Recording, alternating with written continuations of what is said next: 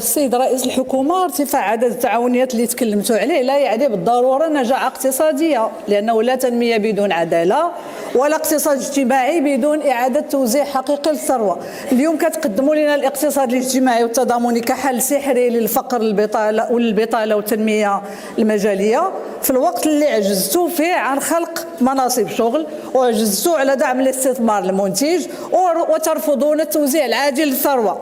كتقولوا للنساء سيروا ديروا تعاونيات، للشباب ديروا مشاريع مدره للدخل، النتيجه هي تفاقم البطاله، تزايد افلاس المشاريع الصغرى والمتوسطه، انتشار الهشاشه في اوساط النساء. ما تحدثتم عنه السيد رئيس الحكومه ماشي تمكين اقتصادي، هو ترحيل للمسؤوليه وانسحاب الدوله من ادوارها الاجتماعيه، لانكم كتطلبوا من الفقراء يدبروا فقرهم بانفسهم وخليتوا وجعلتم الفقر عرضه للاستغلال في تسخيناتكم الانتخابيه.